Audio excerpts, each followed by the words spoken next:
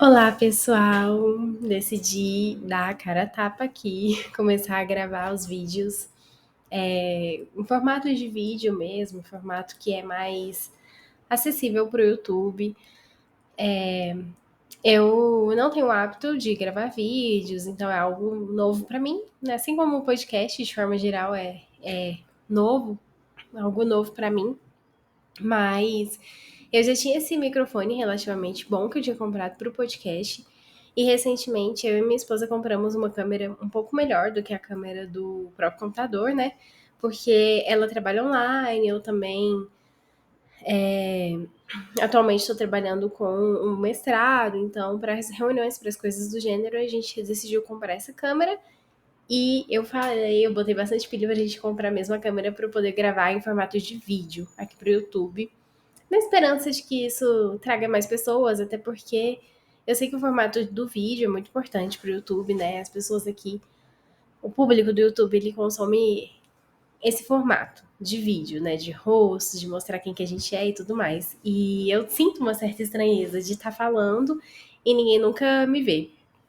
Então, bora lá, né? Mas continuando com o projeto, normalmente. Antes de entrarmos propriamente no tema de hoje, né, no que a gente vai falar hoje, que vai ser sobre a questão do livro Por que os Ricos Não Fazem Greve, eu vou falar de um projeto que eu estou pensando em fazer, de uma leitura do Capital. O que acontece? Eu comecei a ler o Capital muito inspirada por um canal que eu gosto bastante, que é o Karnal Marx. Estou com o livro aqui, ó. Eu só tenho o volume um. Eu só li o volume um. E eu li esse livro muito amparada pela. Agora me fugiu o nome da professora, ela é uma professora universitária, que ela tem esse canal. Ela começou no Spotify, depois migrou para o YouTube, que ela faz uma leitura guiada de todos os capítulos do Capital. E ela faz a partir da perspectiva dela, que é uma perspectiva bem aprofundada, bem teórica, ela conhece muito da teoria de Marx, ela já leu muitos livros do Marx, ela é estilo Gustavo Machado, assim, das ideias. E o canal dela me ajudou muito a ler esse livro. E aí eu pensei em fazer algo parecido, mas respeitando o fato de que das minhas limitações, né? Eu só li o Capital uma vez, então estarei relendo e vou com vocês nessa jornada, né? Vou reler, vou apresentar um texto sobre o capítulo, igual eu faço aqui com os livros, porque os capítulos do Capital são tão densos, são tão condensados, que cada capítulo do Capital é um livro, é um universo. E eu consigo fazer uma síntese muito boa, sabe? Eu sou uma pessoa muito sintética. Eu leio algo, eu consigo sintetizar. A professora do canal Karnal Marx, ela é mais minuciosa. Vocês vão ver, se vocês forem ler e ouvir os podcasts dela, que ela, cada capítulo, às vezes ela faz vários podcasts para cada tópico, ela fala minuciosamente sobre cada questão. Eu vou fazer uma leitura mais superficial, mais passar por cima, sabe? Mas que é igualmente importante, que é prática também, né, pro dia a dia. Então é isso, eu vou fazer esse projetinho ao longo do tempo, assim, quando eu tiver tempo, né? Minha vida também é relativamente corrida. Agora eu tô numa fase mais tranquila, mais estável, porque eu não tô trabalhando em colégio mais, mas mesmo assim, vou seguir o que a minha rotina deixar, né? Na medida do possível da minha rotina. Mas, gente, vamos começar com o tema do vídeo de hoje, que é Por que os ricos não fazem greve? Esse livro é do Álvaro Vieira Pinto. Eu não conhecia o trabalho do Álvaro Vieira Pinto, fui pesquisar depois, eu vi que ele é um cara muito multifacetado. Era, né? Ele faleceu na década de 80 e ele trabalhava com filosofia, com tradução, com medicina, com física e tudo a partir de uma perspectiva materialista histórica, né? E o que acontece? Eu estava em Brasília numa exposição e aí tinha uma parte da exposição eram vários livros. E aí um dos livros era essa capa desse livro, porque os ricos não fazem greve. E aí eu achei tão didático e que vai tanto na raiz da questão, essa pergunta, que eu fiquei, cara, eu preciso ler esse livro. E eu coloquei na minha lista E por sorte tem um site marxista, acho que é o marxismo.org, deixa eu ver aqui, marxistes.org, que disponibilizou o livro, o PDF, então eu li a partir dele. Já falei um pouco, como esse livro tinha um tópico muito importante, que era a questão da esmola e etc., eu falei um pouco já desse tópico em um outro vídeo que já postei aqui, mas hoje eu vou falar sobre essa temática inteira, né, do porquê que os ricos não fazem greve, esse livro inteiro. Na introdução, o autor já vai caminhar através da história, demonstrando que a tão buscada natureza humana, que sempre foi buscada, né, nada mais é do que o ser humano ser um ser social. Todas as explicações, a gente não tem prova, a gente não tem como provar. Mas o que a gente consegue provar é que o ser humano é um ser social, que tem como característica chave, diferencial de outros seres, a capacidade de trabalho. O trabalho humano é um trabalho social, é um trabalho coletivo, é um trabalho que a gente faz coletivamente. Nós vivemos em sociedade e a nossa característica social, em qualquer sociedade que seja, é trabalhar juntos. É um trabalho coletivo pela sobrevivência da sociedade. Só que essa definição, ela não é interessante para as classes dominantes de qualquer tempo. Aquelas que não trabalham, né? Porque, para elas, a definição deve ser invertida. O ser humano, para elas, é o objeto do trabalho. E se a gente perceber que existe algo de errado nessa definição, a gente percebe que o capitalismo ele vai proceder como um fator anti-humano. Porque, gente, presta atenção. Se o trabalho humano é um trabalho coletivo, por que no capitalismo nós não somos sujeitos do nosso próprio trabalho? O trabalho ele é coletivo, mas nós não somos donos do trabalho. O capitalismo ele vai então destruir no trabalhador aquilo que lhe dá a dignidade de pessoa. Ele vai ser anti-humano, por quê? Ele vai tirar a condição de sujeito do próprio trabalho, revelando-o não como sujeito do trabalho, mas como objeto de exploração para o trabalho. E aí o que acontece? Essa é a definição que é interessante para as classes dominantes. Para as classes dominantes é interessante que a gente ache que isso é natural, que é normal a gente ser usado como um meio de exploração para o trabalho, e esse trabalho será alheio a nós, sendo que em todas as sociedades mais naturais, muitas aspas, o trabalho não devia ser assim, não foi assim. Só nas sociedades em que existem classes dominantes que o trabalho é assim. E aí, o que o autor vai falar? Ele fala que, de acordo com esse modo de entender, o ser do homem não é entendido em caráter abstrato, como filho de Deus, como uma pessoa inviolável, como portador de uma alma imortal, como uma criatura predestinada, nananã, e tantas outras explicações ingênuas. Mas ele é concebido em seu caráter concreto, como produto de sua própria existência em tais ou quais condições materiais e sociais de trabalho. A superioridade desse segundo modo de pensar, né, desse modo materialista, está em que somente graças ao trabalho é possível ao homem subjugado a um trabalho penoso. Peraí, ó. A superioridade desse segundo modo de pensar está em que somente graças a ele será possível ao homem subjugado a um trabalho penoso e explorado modificar sua situação miserável e aflição e construir neste mundo uma sociedade justa e verdadeiramente humana. Então, é essa percepção, né? Se nós somos seres sociais e se nós somos seres capazes de fazer o trabalho, e esse trabalho ele tem que ser feito para nós, é porque tem algo de errado aí e a gente pode subverter isso, sabe? Então, ele vai começar a introdução tentando traçar esse panorama de o que significa ser humano e o que significa, qual que é a relação que os seres humanos têm com o trabalho.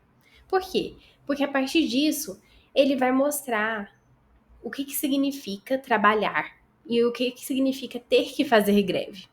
Mas aí ele vai começar falando, no primeiro capítulo, o que são os ricos. E aqui é interessante que ele usou essa palavra, que são os ricos, e não quem são. Por quê? Porque ele tá fazendo o que os ricos vão fazer, né? Que é desumanizar. Ao invés de falar quem são os ricos, não, ele vai falar o que são os ricos, o que é essa classe. Não importa o indivíduo humano, o que, que é essa classe. E aí, ele vai falar uma série de coisas interessantes sobre o que, que é ser, o que, que é o rico, né? A primeira coisa que ele fala na página 14 é que só há ricos porque existem condições sociais que permitam a expoliação do trabalho coletivo efetuado por todo o povo. O que aqui pra gente já é óbvio, gente. Se existe rico, é porque tem algum trabalho coletivo que está sendo tirado de um todo, de um povo, e esse excedente está indo para o rico, né? Após uma definição simples, reduzida para fácil entendimento de que, independente se é burguês ou senhor de escravo, a acumulação da riqueza vem da exploração do trabalho alheio. O autor do livro parte para uma análise da realidade das questões sociais do Brasil. Aí o que, que ele fala? Ele fala alguns pontos sobre os ricos no Brasil. O primeiro é, os ricos são minoria, são poucos no Brasil. Claro, porque a classe dominante ela sempre vai ser minoria, porque sempre vai ter mais pessoas sendo exploradas e tendo o seu trabalho desapropriado para que uma pequena classe possa usufruir desse trabalho. Porque se invertesse, essa classe não seria rica. Se, né, se existisse muitas pessoas trabalhando e usufruindo desse trabalho, essa classe que não trabalha, ele ainda vai entrar nessa questão, né, dessa classe não trabalhar, mas já aqui dando um spoiler, essa classe que não trabalha, ela não ia ter muito dinheiro, sabe, para tirar. Mas enfim, o segundo ponto. Apesar de serem poucos, eles detêm a dominação ideológica e material que os sustentam. Eles detêm todos os ricos, a burguesia, a elite, chame como quiser, eles detêm toda a dominação ideológica. Eles precisam deter a dominação ideológica, porque é assim que eles se mantêm. Eles detêm os magistrados, os professores, os teóricos, os legisladores, os sacerdotes, jornalistas, artistas, cientistas, intelectuais. Existe uma gama de classes de trabalhadores que trabalham para a sustentação da dominação ideológica, porque senão eles não conseguiriam sobreviver, porque eles seriam derrubados. E aí ele vai dizer assim, que tais influências, as crenças, a política, a arte, as ciências sociais comprometidas com os senhores e com o imperialismo, desempenham formidável efeito paralisador sobre a consciência das massas, impossibilitando-as de adquirir a visão correta da sua mesma realidade. Os ricos não enganam diretamente os pobres.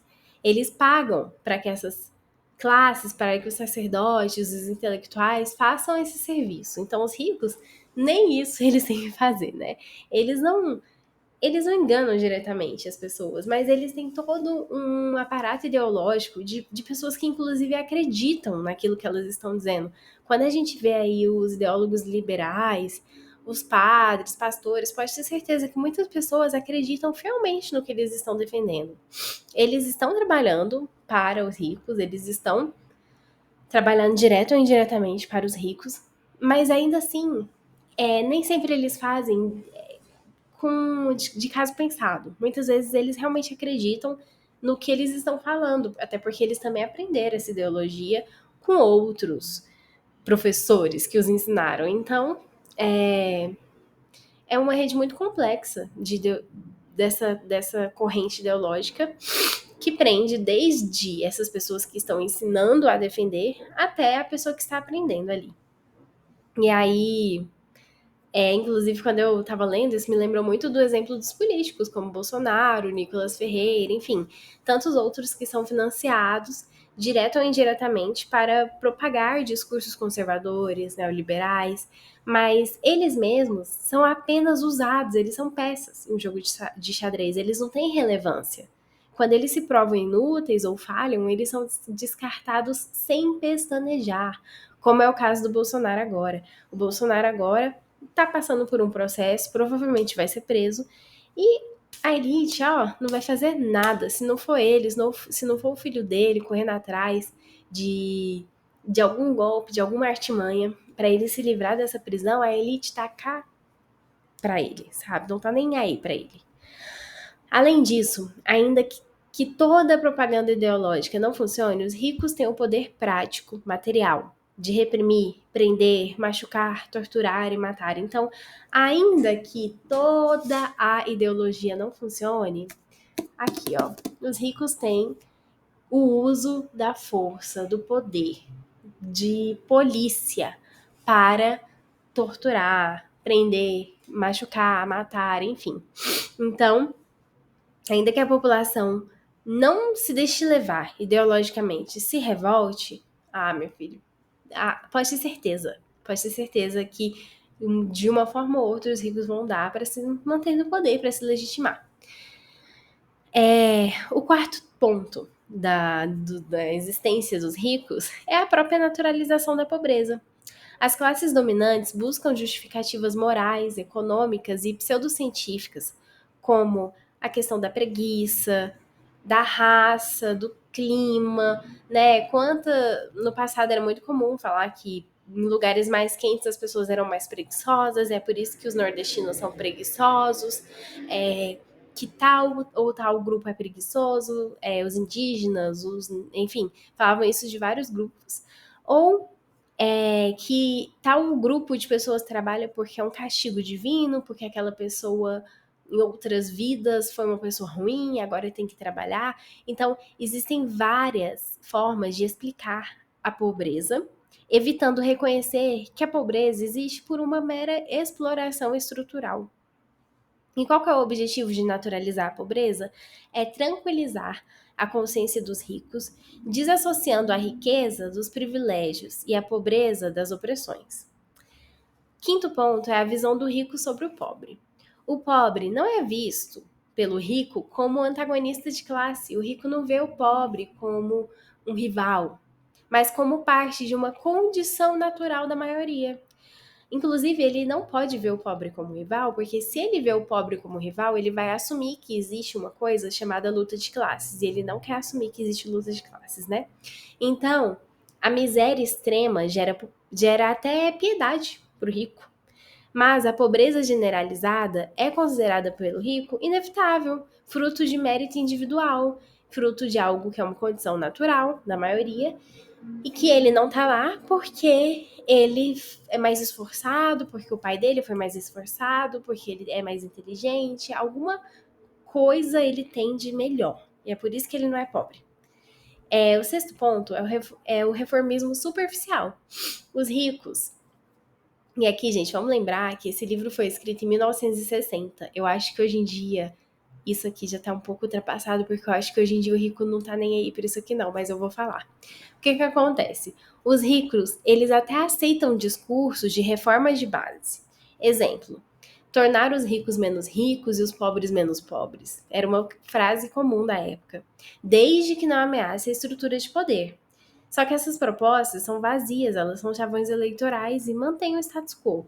Então, naquela época, os ricos até falavam assim: gente, realmente é injusto, devia haver mais igualdade social na sociedade, mas nunca que essa igualdade atinja o bolso dele, vai atingir o bolso de outros ricos aí. O sétimo ponto é caridade como instrumento de dominação. A caridade, e até hoje é muito comum, né, a filantropia, essa questão, e isso aqui eu falei mais aprofundado no meu outro vídeo, tá? O outro vídeo que eu gravei, eu falei bem aprofundado o que é a caridade, como que funciona essa questão da caridade e por que ela é muito hipócrita. Mas a caridade é usada para aliviar a culpa dos exploradores, anestesiar a revolta dos pobres, ocultando as causas reais da desigualdade. A crítica é que a caridade não é uma solução, mas um mecanismo hipócrita e antissocial que perpetua a dependência. Ela é muito hipócrita, né? Que ao invés de que a própria pessoa que gera a desigualdade social esteja ali ajudando aquele grupo de pessoas mais miseráveis a sobreviver dia após dia naquela condição. E aí ele faz uma verdadeira crítica à caridade, o autor do livro. Ele faz da página 27 à página 29, vale demais Por isso que valia demais um episódio inteiro. Eu fiz um episódio inteiro só sobre essas páginas, só lendo essas páginas e falando sobre o assunto. E aí, ele vai entrar sobre a questão da greve em si. Vamos lá ler o que ele escreveu, né? No entanto, nada disso apaga por completo a evidente contradição que é a exploração do homem pelo homem, a exploração do trabalho. Nem a esmola, nem a ideologia, nem a violência conseguem minar a consciência de classes. A violência dos poderosos constitui a grande escola. Ai, gente, perdão. Tô gripada. Enfim. A violência dos poderosos constitui a grande escola dos oprimidos, porque ensina as massas trabalhadoras a refletir sobre o significado, a essência e as condições de trabalho que executam. O conceito de greve é então o seguinte: o abandono coletivo do trabalho por motivo econômico ou político. Mais comumente, é a necessidade de reagir aos insuficientes níveis de salários e condições insuficientes, como a escala de trabalho. Então, a greve parte de uma necessidade. Mas assim, que trabalho é esse que é abandonado? É o trabalho para o outro, no sentido mais puro. Nada do trabalho fica para si. Tudo vai para o outro, que não é nem mesmo outro trabalhador, mas apenas o mero dono dos meios de produção. Logo, o trabalhador não trabalha para si, pois o que recebe como pagamento mal dá para conservar-lhe a existência física, não o enriquece com objetos produzidos, não lhe permite desenvolver a personalidade e adquirir conforto, condições humanas de vida, cultura espiritual e todos os demais bens que ficam reservados à classe economicamente dominante, pelo fato de justamente não pagar aos trabalhadores todo o trabalho que executam. Então, a essência da greve é essa: o que está pleiteando, o que o trabalhador está pleiteando é o aumento para si do valor do trabalho que faz para os outros. O trabalhador quer ampliar até chegar um dia à totalidade a parte para si do seu trabalho. Numa palavra, não quer continuar a trabalhar para o outro. Então, se a gente for pensar na essência do que é a greve, é esse chega, cara, eu não quero mais trabalhar para o outro. Eu não quero mais que o meu trabalho não seja para mim, que o meu trabalho vá para o outro. E aí, é muito interessante, porque ele vai falar, tem muita gente que fala assim, mas o rico também trabalha. Aí ele vai falar, não, vamos entrar nesse assunto então. Qual que é a diferença do trabalho das pessoas que fazem greve e do trabalho do rico? Qual que é a diferença do trabalho do rico para o trabalho real? O trabalho, entre aspas, que consiste em coordenar de determinada forma injusta, exploradora, desumana, o verdadeiro trabalho dos outros, o trabalho dos trabalhadores, é o que o rico faz. O trabalho do rico é fazer os outros trabalharem. Na administração e multiplicação do capital, se esgota toda a sua atividade, que julga ser seu trabalho. Por natureza, o rico não pertence à esfera do trabalho, mas à esfera do capital, sendo este a materialização da parte do trabalho que o trabalhador não recebe. O rico, na verdade, não trabalha, só capitaliza. A greve, ela só pode acontecer com quem trabalha por causa disso. E aí, finalmente, ele vai entrar na questão. Aí ele entra lá no final do livro e ele fala, tá, finalmente vamos falar, por que os ricos não fazem greve? Por duas razões básicas. Primeira, porque eles não podem fazê-la, pois não trabalham. Segundo, porque eles não precisam fazê-la. Não tem ninguém roubando o trabalho deles, eles não têm nem para quem reclamar, porque eles não estão sendo explorados, eles não têm que falar, chega, para de me explorar. Chega, me dê o que é meu, me dê o que eu mereço, me dê dignidade. Para quem? Eles não têm o que falar, eles não. Como que um rico vai fazer greve? Qual que é o trabalho que o rico pararia de fazer? Se o seu trabalho, quando muito, é apenas administrar a sua riqueza e aqueles que a produzem. O autor reconhece, portanto, que os ricos podem até ser ocupados em seus afazeres, nessas administrações de riquezas, terras, bancos, etc. Eles podem até passar o dia inteiro administrando isso, mas essa atividade não é trabalho, é o serviço exigido deles para a conservação, defesa e alargamento do capital que possuem. Então, a greve, ela só é feita pelo trabalhador, porque só o trabalhador de fato trabalha. Só o trabalhador está trabalhando de uma forma injusta, trabalhando para o outro. Seu trabalho sendo tirado de si e sendo trabalho expropriado para o outro. E aí é muito interessante, assim, o último tópico, que ele fala que a greve possui um caráter pedagógico para o trabalhador em greve, o de perceber a realidade tal qual ela é. Então ele fala que apesar de toda a dificuldade que o trabalhador tem quando ele encontra a greve, a questão da legalidade, né, que a greve muitas vezes é considerada ilegal, a questão da violência policial, a questão da ideologia que cai matando em cima desses trabalhadores, que cai matando em cima de uma ideia de que esses trabalhadores são preguiçosos, que eles querem se aproveitar, que eles são folgados, um monte de questões, que eles não querem trabalhar, nananã.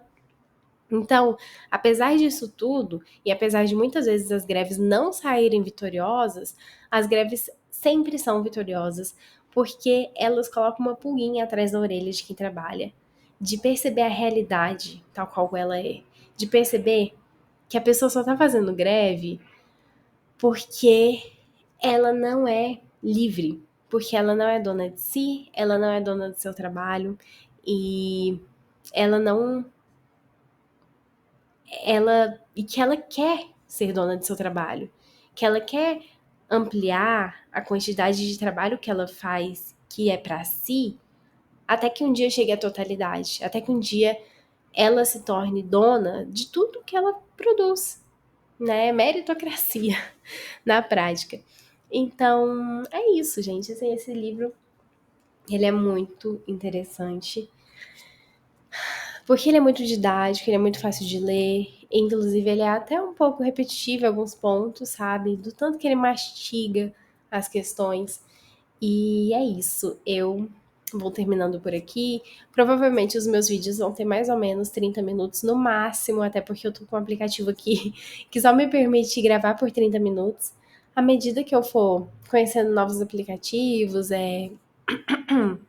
que eu for, enfim, melhorando a formatação dos meus vídeos, a formatação do meu conteúdo aqui, eu posso fazer vídeos mais longos ou menos longos, não sei. Mas de qualquer forma, eu sou uma pessoa bem sucinta, sabe? Eu não sou uma pessoa que me alongo muito. Eu sei que aqui no YouTube eu sou fã de vários YouTubers e várias vezes eu assisto vídeos de 1 hora e meia, 2 horas. Mas por enquanto, pelo menos, a formatação dos meus vídeos vão ser essa. E é isso. Esse aqui sou eu, esse é meu rostinho. Só para lembrar, para quem não me conhece, eu sou professora de história, estou fazendo direito, tô cursando, né, segunda graduação em direito e estou fazendo mestrado na área de história. Pretendo fazer doutorado, sou professora, quero um dia me tornar professora universitária se tudo der certo. Se tudo não der certo, quero me tornar advogada, advogar na causa questões de família, né, na causa das mulheres, principalmente. E é isso, assim, por enquanto é isso que eu tenho para falar sobre mim. Sempre gravo vídeos voltados para os livros que eu leio bastante livro, então eu sempre vou estar vindo aqui falar dos livros que eu leio. E o próximo livro que provavelmente eu vou gravar, se não for o do Rousseau, vai ser um livro de poesia. E vai ser uma formatação diferente, vai ser legal. É isso, vejo vocês em breve, daqui 2, 3 semanas, não sei, mas em breve.